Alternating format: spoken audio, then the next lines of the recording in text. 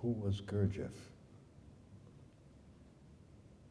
And how did it happen that a spiritual master who brought an extraordinary body of many, many interconnected ideas also felt compelled to compose over 300 musical compositions in the space of 3 years, and then never composed again? We're going to approach some of these questions this evening, although we will surely not answer them, because they are unanswerable, except perhaps only unanswerable in words. Perhaps in the music, we will hear something that may illuminate these questions. Because in order to do this, somehow we have to be open to this music, to listen to it, to receive it. Because Gurdjieff taught that music is an impression. And as an impression, he said it was food. Now, we could say it's food for the soul, but maybe more than that. Maybe, in fact, it is food for the entire human being, certainly for his feelings, his extraordinary range of feelings, for his body, with the amazing spectrum of sensations of which it is possible. But also for the mind,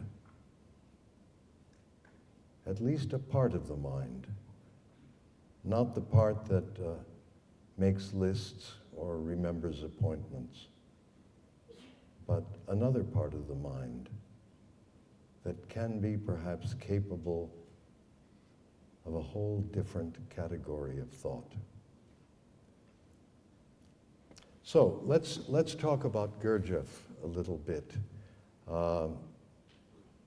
He was born in the late 1860s near the border of Armenia and Turkey. And from his early boyhood, he was obsessed with a question, which in fact became the central subject of his life, to find out what is the sense and aim of man's existence on earth. And in search of answers, he traveled with a group of like-minded companions all over Asia, in the Near East, in Central Asian countries, as far as Tibet.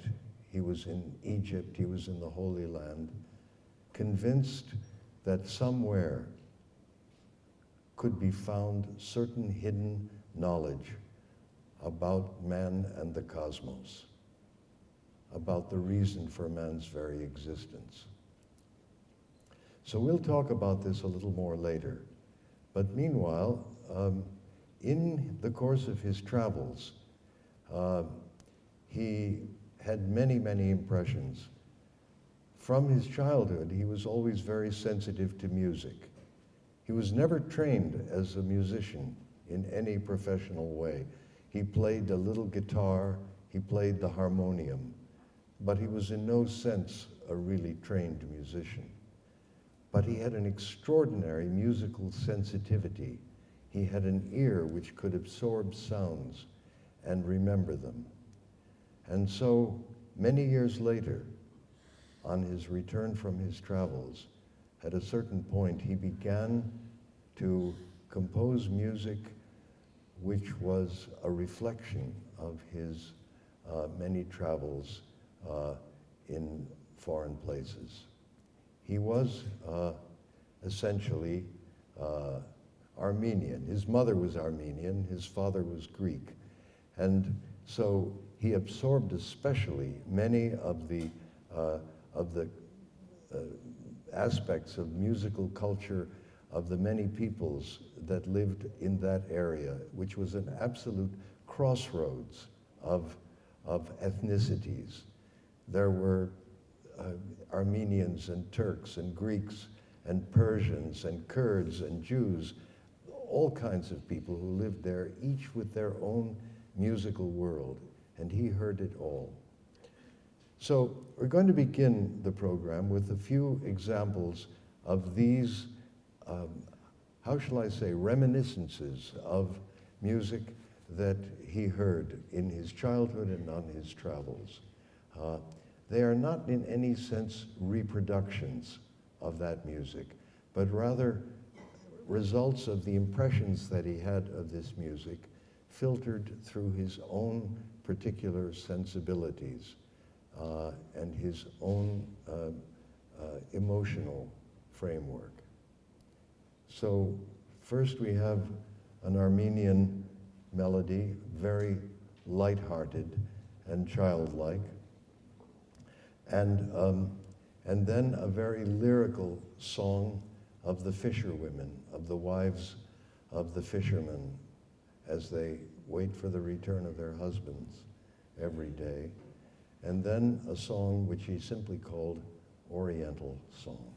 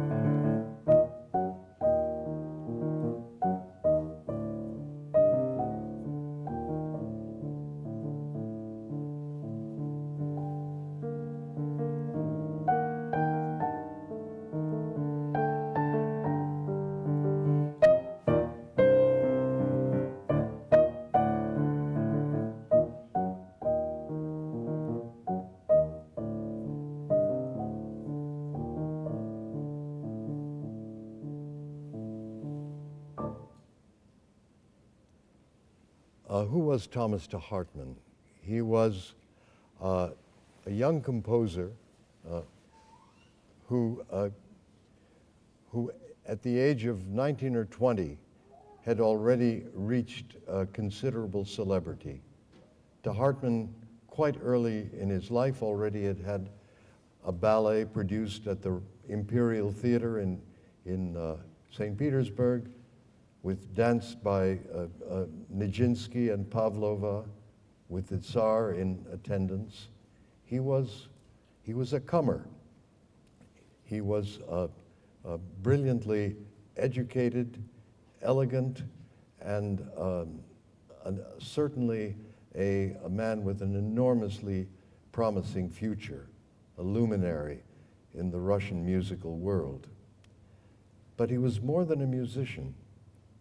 He also was possessed by a need to understand something about life, something about why we are all here.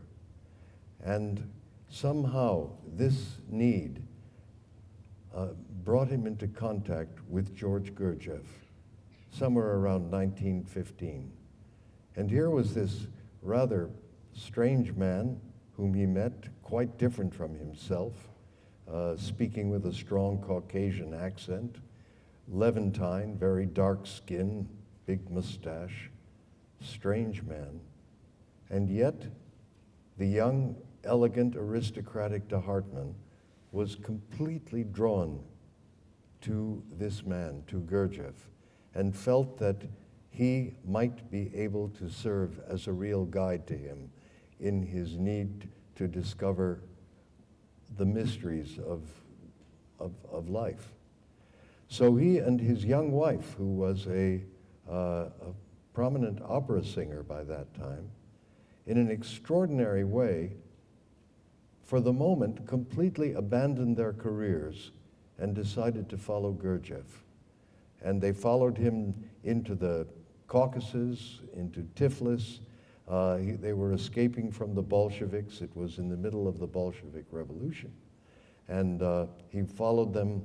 They followed Gurdjieff to Turkey, eventually to Germany, and finally to France, where at Fontainebleau, just outside of Paris, Gurdjieff founded his Institute for the Harmonious Development of Man. And there, de Hartmann and his wife, who became Gurdjieff's secretary, lived for a number of years. And in the course of that time, Gurdjieff discovered that de Hartmann was exactly what he needed.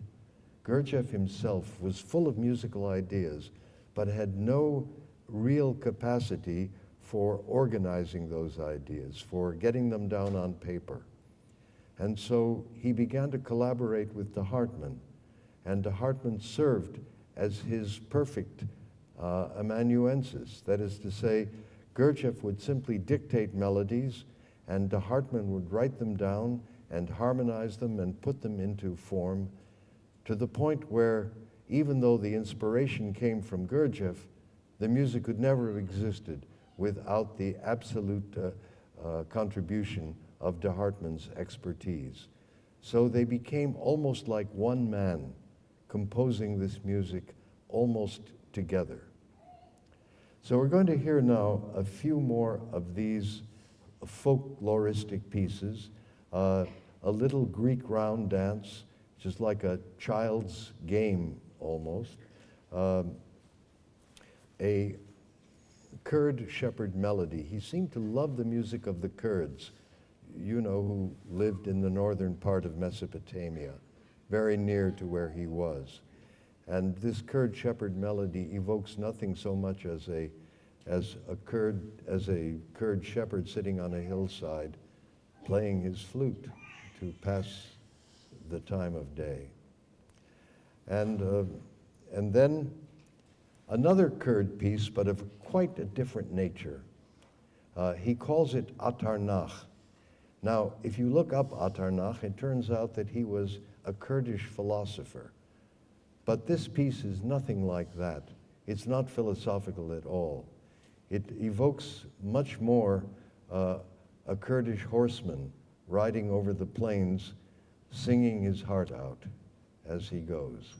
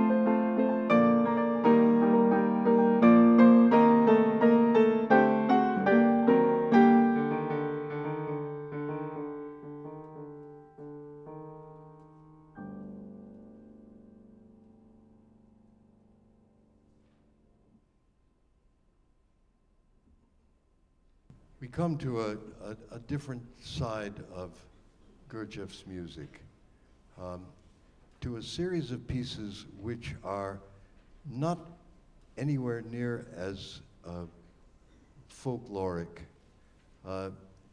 They are music of the Saids and the dervishes. Now, let's begin with the Saids. Who were the Saids? It's a strange thing. It's not very much is known about the Saids. The word Said simply means mister in Arabic. But the Saids were presumably men who were very much honored in that part of the world because they were considered to be prophets, they were considered to be, descendants of the Prophet Muhammad. And as a result, they were very well received and very well honored in that part of the world, as I said. And but very little is known about any music that they may have produced. There is no record of that, and yet Gurdjieff wrote any number of pieces which he attributed to the Saids. It's something of a mystery, one of the many unanswered questions that Gurdjieff left. I was giving a concert of this music in Portland a couple of months ago, and at the end of the concert, a gentleman walked up to me with leading a little boy, and he told me how much he had liked the music, and then he introduced me to his son, and he said, "My son is a true Said." And I was amazed to hear that actually there are really still Saids who are alive and well in the world. Let me just say something about the form of these pieces. It's usually a piece, each of these pieces is in two parts. The first part is like a song or a chant in which a man sings about his life, sings about his joys and his sorrows and his hopes and his fears and his disappointments, just sings about all of that in a rather subjective way. And then at a certain point, he simply stops singing and simply dances. And even though the mood is changed, something of the early part of the song still lingers even in the dance. And that is the form of the Saids as they were composed by Gurdjieff. This is the first of the Saids.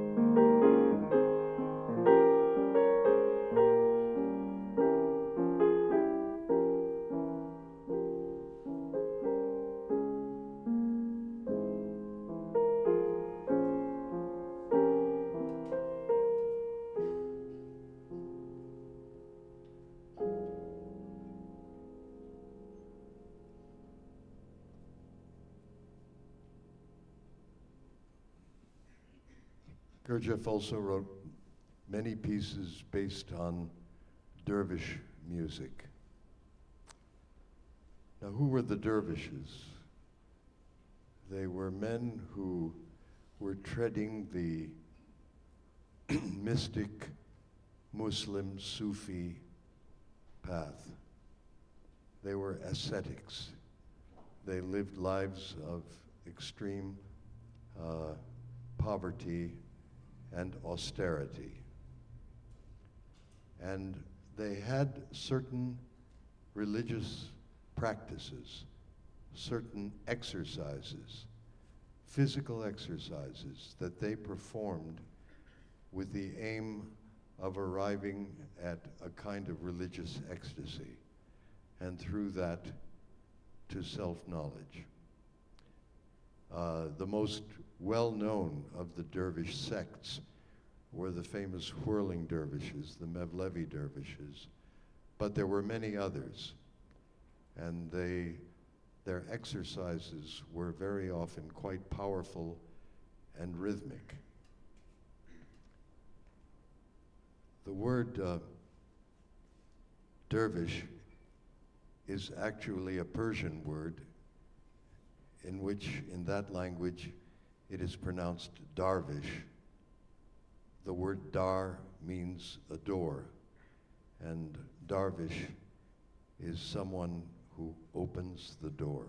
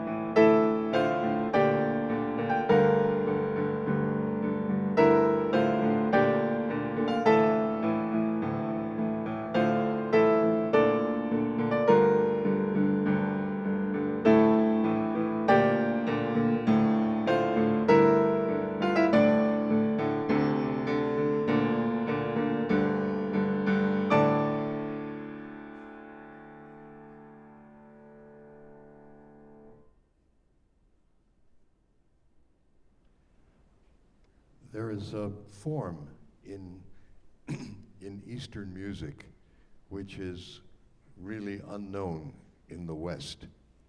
Not necessarily unknown, but it's not really practiced in the West.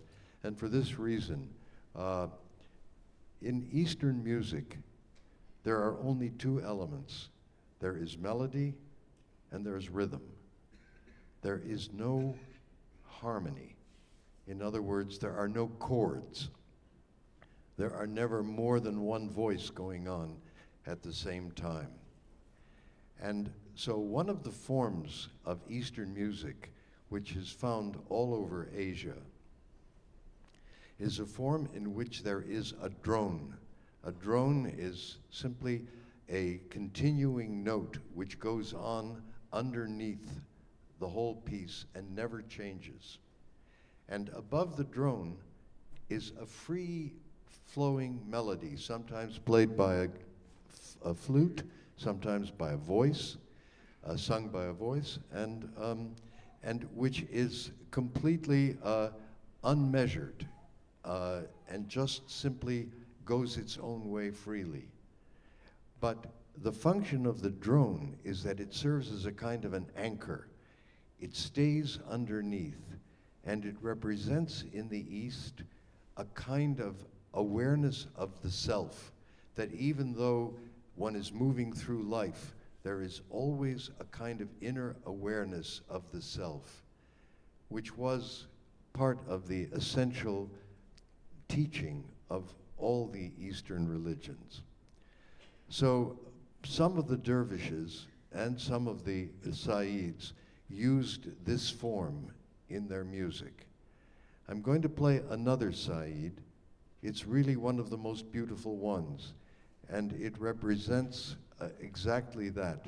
You'll hear the drone, the repeated note, and above the drone is the free-flowing melody.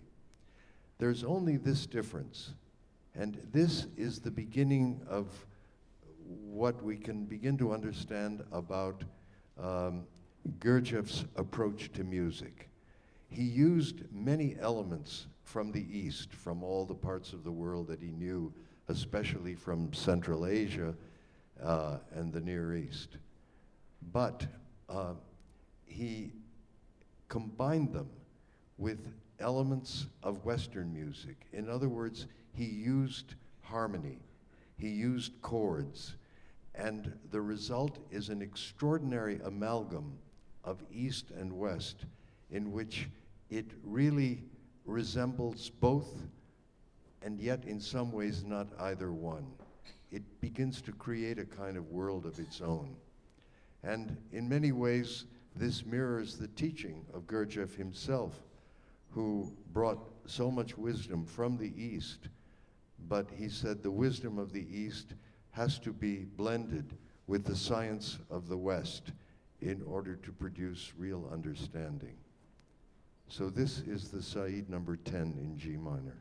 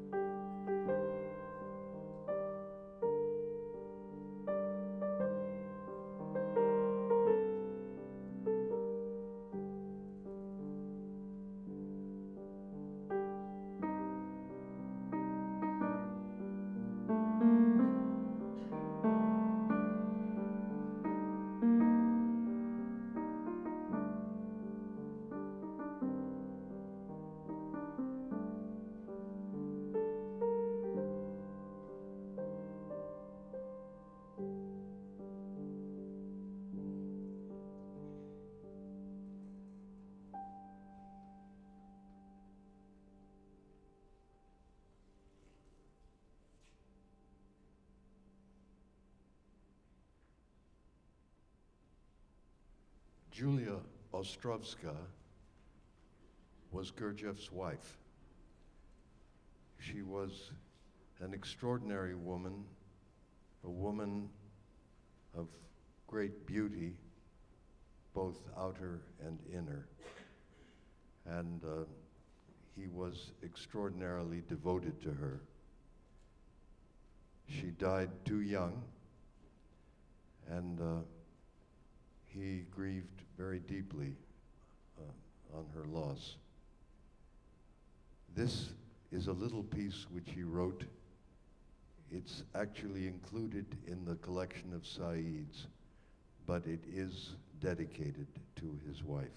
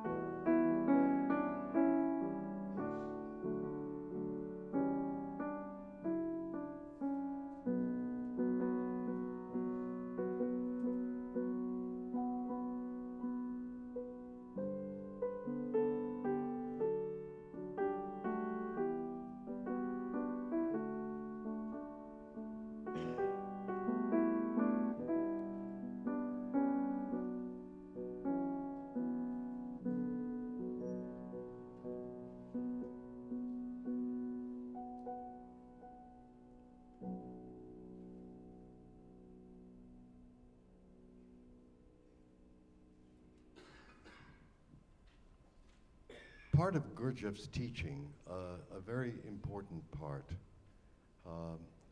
went beyond his ideas, or was rather supplemented his ideas.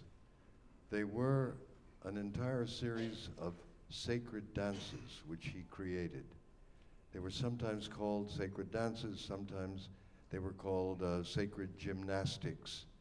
They were exercises done to music. And he and Hartmann, of course, collaborated on that music as well. And these exercises were really designed essentially not so much for the training of the body, but for the training of the attention. Some of them are quite difficult. Many of them are very beautiful to look at. But their essential meaning and their essential purpose is not something to be looked at or viewed by a spectator, but to be experienced by the dancer himself or herself. And the demand which is made on the attention by some of the very complicated coordinations and combinations of movements is probably unique in the whole field of sacred dance. Normally the music that's created for these dances is not played in concert.